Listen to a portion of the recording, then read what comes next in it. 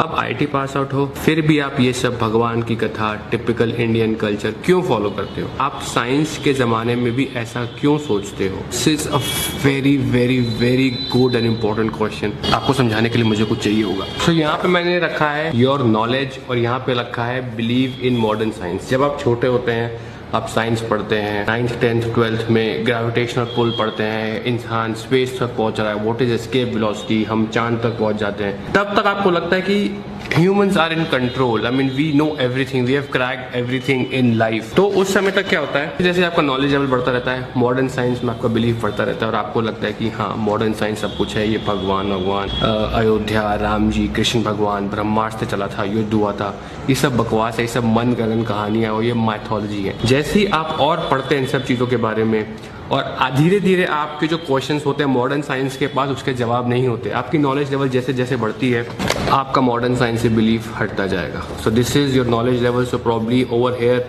you are somewhere 20 years and over here you are somewhere 60 years.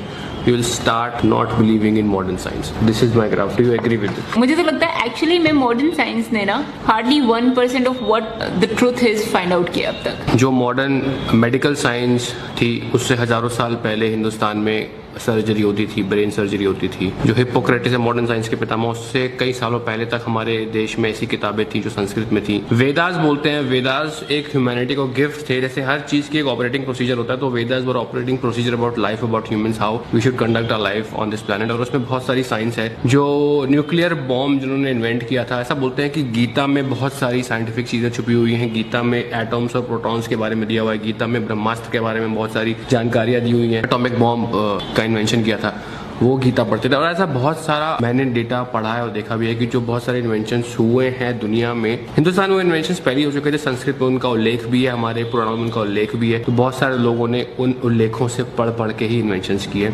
तो हाँ, इस question को अगर लंबा करें तो ये बहुत बड़ा एक डिस्कशन टॉपिक बन जाएगा, और इसको ये खत्म करते हैं। इसलिए मेरी बिलीव बहुत ज़्यादा है कि हमारी जो एंशिएंट साइंस थी वो बहुत ज़्यादा डेवलप थी। कुछ कारणवश वो गिर गई। जब मुगल्स आए थे उन्होंने तक्षशिला यूनिवर्सिटी को जलाया था। वहाँ पे सारे हमारे ओरिजिनल वेदास थे। बाहर से लोग पढ़ने आते थे, चाइना से पढ़ने आते थे, यूरोप से लोग वहाँ पढ़ने आते थे, मेडिटेशन सीखने आते थे। वो जब यूनिवर्सिटी जली थी वो 1 महीना तक जलती रही थी। उसमें इतना डेटा था, इतनी नॉलेज थी। So people have come here, ruled us, invaded us and destroyed our knowledge, and that's why we think कि मॉडर्न साइंस इतनी ग्रेट है। एक छोटा सा इंसिडेंट बता दूं मैं। एक अंग्रेज थे, एक किसी राजा ने उनकी नाक काट दी थी युद्ध में। ये अंग्रेजों के टाइम की, तो आई एम नॉट टॉकिंग बहुत पहले, 300-400 साल पहले की बात है। वो नाक छुपा के किसी गांव में जा रहा था। तो गांव में किसी बंदे ने देखा, क्या हो गया तुमको?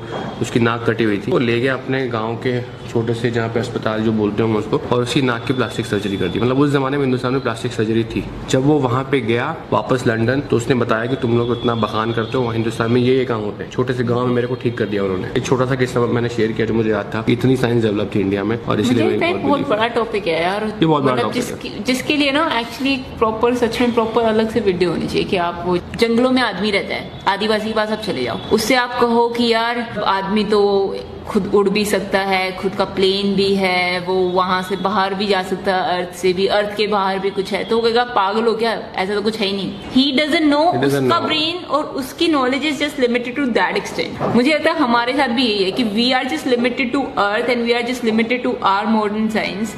आप दोनों के